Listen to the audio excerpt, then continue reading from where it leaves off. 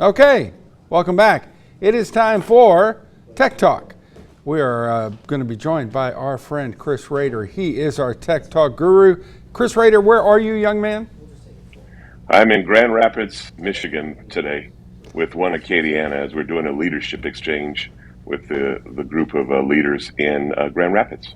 All right, Chris, let's get right to it. On the international front, I mean, we've got, pagers exploding and, and that ongoing, strife in the Middle East. How does something like this happen? That's a very good question. Let's define what happened real quick Yeah. here. In the Middle East, in a militia group called Hezbollah had pagers or beepers, these little devices we used to use many years ago before cell phones, which actually work very well in basements or buildings where cell phones do not work because they work on radio frequency. So there were like maybe 3,000-4,000 of these on the militia, on the people, on their belts or wherever they are, and the somebody, presumably Israel, hacked the network, but it was a physical hack at first, and they put some type of device inside of these in the last maybe couple of years, and this we don't know exactly.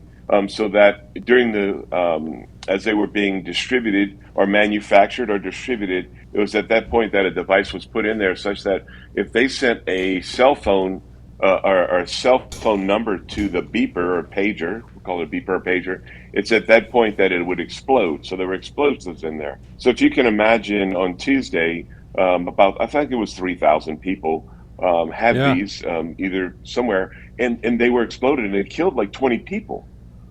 So the concern for us, if you want to take it back onto American soil, I want to ask you, so I mean, Chris, we're talking pagers and cell phones, solar panels, I mean, things like this. Is there a danger of something like this right here in the United States? Yes, there is. And I'm not sure how they penetrated the solar panels and put explosives in there or the other devices, but the pagers seem to be pretty well defined in any articles that you'll read on the internet right now. But here's a concern that if you go to the port of Iberia and you look around in a boat, you'll see cameras in the marsh. Of course, you see that in Baton Rouge and New Orleans and all these major ports, but they're also in the smaller ports. But what we have trouble identifying is if these devices were put in to our cell phones or something as they were manufactured overseas a year or two or three ago, the only way that somebody would probably get to us is if they could probably put that phone number in and hack us. So I think we need to be vigilant. This is absolutely concerning for all of us, Scott. Well, Chris, it's just the beginning of a new type of war, I guess. Most definitely, as something we have to talk about. We'll get you back here in studio, or when you're not being exchanged for valuables in Michigan. Thank you, Scott. Chris, we appreciate it, man. Look, be safe travels, and we'll see you when you come back. Thank you. Chris Rader, Tech Talk, joining us from Grand Rapids, Michigan.